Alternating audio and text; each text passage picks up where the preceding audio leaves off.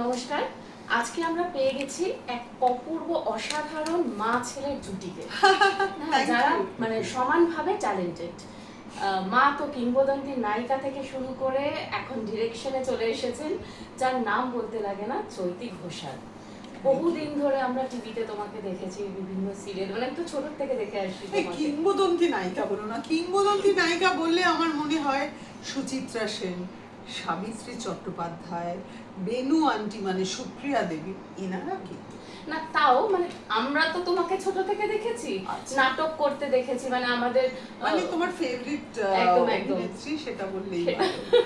তো দেখেছি চৈতিদিকে, মানে এখন চৈতিদির সাথে বসে আছি, মানে এটা একটা ঔদ্ধত্য বলা যেতে পারে। না, not at all. তো তার সাথে রয়েছে তার সুযোগ্য সুপুত্র, যে কিনা পুনে ইনস্টিটিউট থেকে ডিরেকশন নিয়ে পাশ করে এসেছে এবং এখন বাংলা ছবিতে নতুন একদম হার্টথ্রব হতে চলেছে, সেটা বোঝা যাচ্ছে নেভার মাইন্ড দিয়ে।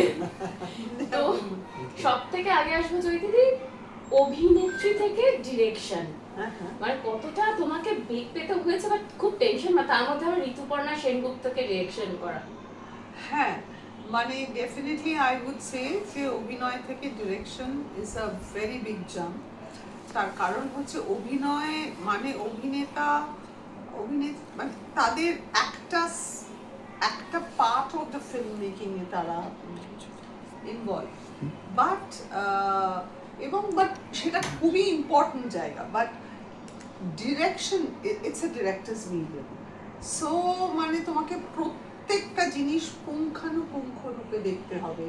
এবং এখন তো ধরো আমরা যেভাবে ছবিটা বানিয়েছি এবং যেভাবে ঋতু আমাদের সঙ্গে ইনভলভ থেকে ছবিটা প্রেজেন্ট করেছে, তো আই উড সে যে আমরা খুবই পরিশ্রম করে এফার্ট দিয়ে এই ছবিটা করেছি এবং তার জন্য আমাকে বেগ পেতে হয়েছে আমি বলবো না।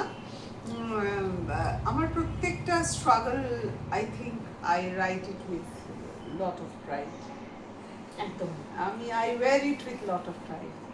সো আমার মনে হয় আমার সবকটা স্ট্রাগলই আমার কাছে খুব অনন্য। এবং পরের বারে এখন হয়তো এক্ষুনি বললে আমি একটুখানি টায়ার্ড হয়ে যাবো, আমি অভিনয় করতে চলে যাব, আমার সেরকমই একটা ইচ্ছে। কিন্তু তারপরে ডেফিনেটলি আবার যখন আমি আরেকটি ছবি পরিকল্পনার কথা ভাববো, যদি ভাবি, তখন আবার এই কষ্টটা নিতে আমি মঞ্জুর। তো এই যে নাম ইন্টারেস্টিং, মানে এখন লোকের মুখে মুখে একটা এই নাম শোনা যাচ্ছে, সিরিয়াসলি, মানে এটা কিরকম ভাবে নেভার মাইন্ড হচ্ছে, আমরা কথা বলতে বলতেও নেভার মাইন্ড ওটা চলে আসছে, এটা কিন্তু মানে এটা একটা দারুণ প্রমোশন। কিন্তু হ্যাঁ, আমরা না একটা খুব সিরিয়াস জায়গায় গিয়েছিলাম। আমার ছবিটা জার্মানিতে একটা খুব বড় ফেস্টিভ্যালে সিলেক্টেড হয়েছে, যেটা মানে Indian 23rd Indian film festival of Stuttgart, Germany. তো সেই সংক্রান্তই একটা অফিসে গিয়েছিলাম, কি কথাবার্তার দরকার ছিল। তো সেখানে পাশের একজন বলছে এইসব কথা বলছে, না নেভার মাইন্ড আমরা করি। আমি ভাবি না না, আমাদের ছবির কথা বলছে না, ও এমনি বলছে নেভার মাইন্ড। তো এই যে ইন্টারেস্টিং একটা নাম, মানে বাংলা ছবিতে একটা English name never mind, open till midnight. Yes, Bangla ছবিতে ইংরেজি নাম তো সুদেশনাদির ছবিরও নাম আছে, মানে অনেক ছবির নাম আছে, ক্রস কানেকশন আছে, তারপর একটা সুদেশনাদির ছবিরও খুব ইন্টারেস্টিং নাম আমি অভিনয় করেছি, বিয়ে নট আউট, তারপর বং কানেকশন আছে, তো ওরকম অনেক ছবি আছে। কিন্তু এই ছবিটি এই যে মানে আমাদের যে শব্দ চয়নটা, সেটা সম্রাট যে যার গল্প সেই নামটা দিয়েছিল নেভার মাইন্ড, কার্ট কোবেনের ফেমাস অ্যালবাম, তাকে ট্রিবিউট দেওয়ার জন্য আমার ছবিতে পার্ক স্ট্রিট একটি বার, সেই বারের নাম নেভার মাইন্ড। কিন্তু আমারও মনে হয়, এবং তোমরা সবাই মিডিয়ার বন্ধুরা বা বাকি লোকজনরা, আমি মানে নেভার মাইন্ড কথাটা আর কিন্তু ইংরেজি কথা নেই, প্রত্যেকেই বলে ঠিক আছে নেভার মাইন্ড, ও হয়ে যাবে।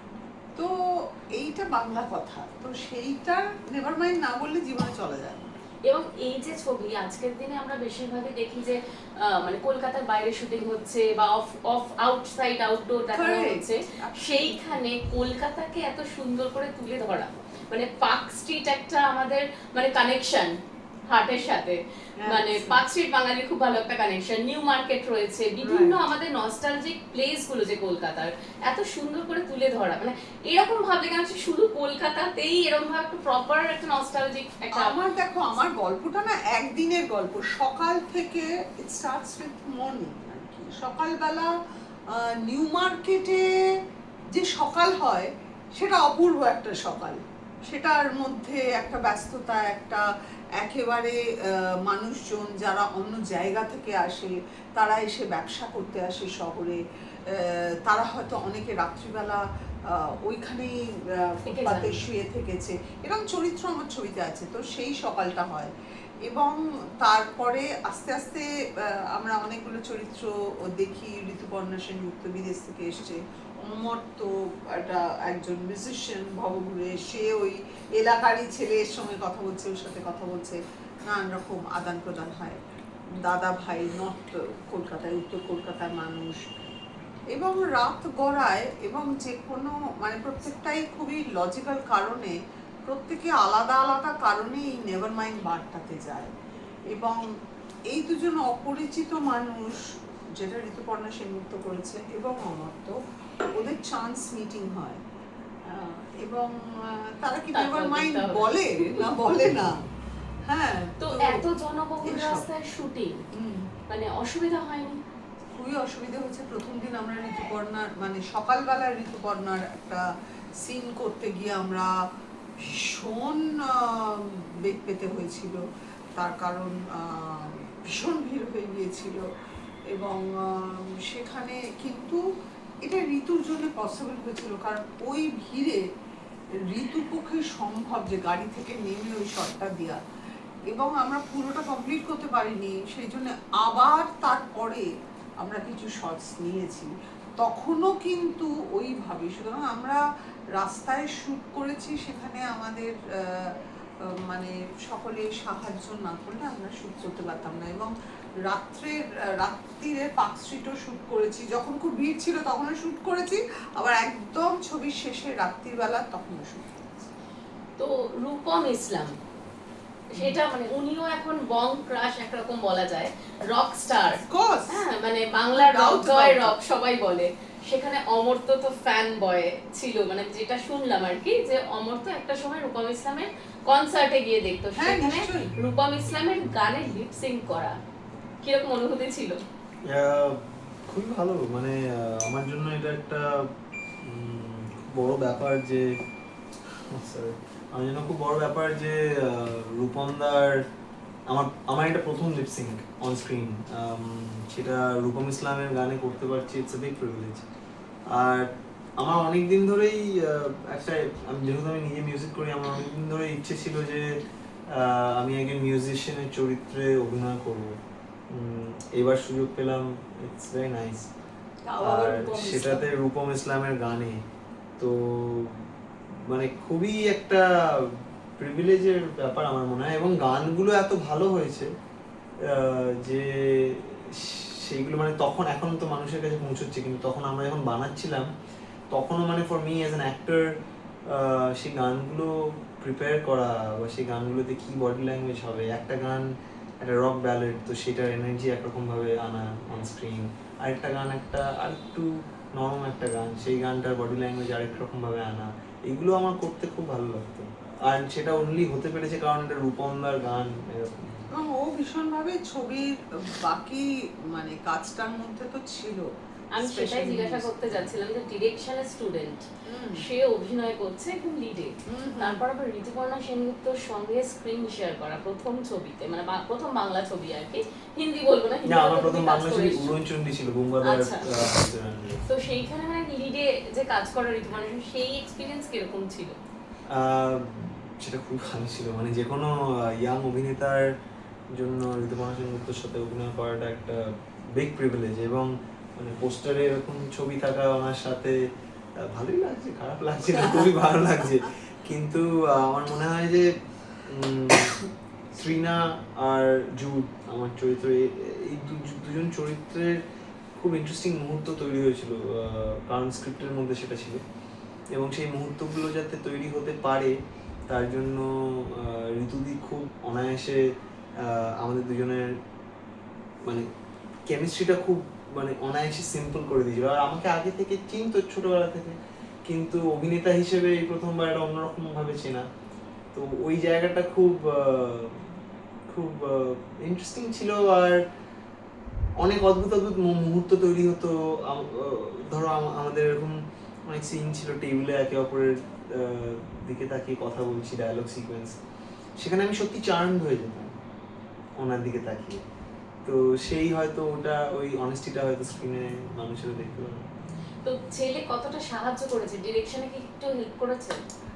ডেফিনেটলি আমি বলবো যে প্রথমত একটা খুব সুন্দর একটা চিত্রনাট্য ওরা তিনজন মিলে করেছে, যেটা আমি অনেকটা ওটার মধ্যে ছিলাম, প্রতি মানে আমি কন্ট্রিবিউট করেছি, সেটা তো ওদের সব ডিরেক্টররাই করে। হ্যাঁ, কিন্তু আই উড সে যে অমর তো এটা বোধহয় FTII থেকে শেখা, ইনস্টিটিউট থেকে শেখা, মানে ওরাও কিন্তু যখন অ্যাক্টর তখন অ্যাক্টর, কিন্তু বাকি কাজগুলো মানে ভীষণ মন দিয়ে করে। এবং আমি, ও তো অনেকটা ছিল না, অনেক সময়টাই ছিল না, কিন্তু এডিটার আমার যেমন অর্ককমল মিত্র, উনি তো আমাকে খুবই মানে উনি এত বড় একজন এডিটর, তো উনি আমাকে খুবই সাহায্য করেছেন। উনি বারবার আমার এটা মনে হচ্ছে ওটা মনে হচ্ছে উনি বদলেছেন, বা উনি আমাকে একরকমভাবে গাইড করেছেন। আমার ওটা ভীষণ ভালো লেগেছে, কারণ ঋতুপর্ণ ঘোষের ডায়লগের যে কাজগুলো অবদা করেছে সেটারই ফ্যান আমি। তো এবারে তারপরে যে পোস্টে অমর তো চলে এসেছিল, তার আগেও বম্বে ছিল, তারপর সুইজারল্যান্ড গিয়েছিল।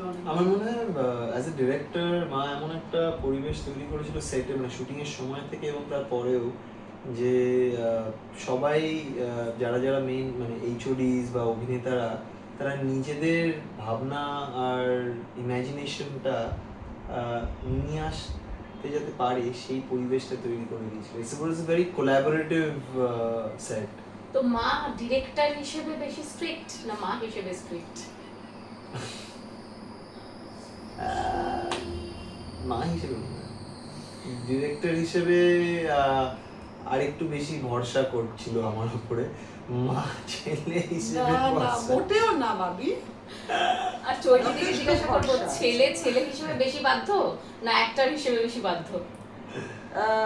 অ্যাক্টর হিসেবে ও আর আমি সেম পেজে ছিলাম, একই রকম ভাবে ভাবছিলাম, সুতরাং ও বরং অনেক বেশি, আমি অনেক সময় যেগুলো ভাবিনি সেগুলো বার করে এনেছি চরিত্রে।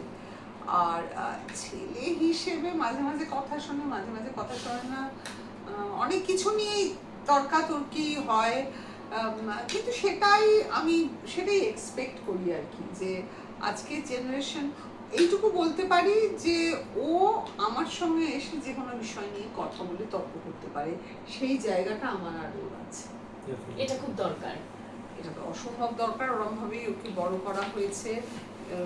মানে আমাদের বাড়িতে ইন্ডিপেন্ডেন্সটা খুব বড় একটা বিষয়, যে যার নিজের মতবাদ প্রকাশ করতে পারে।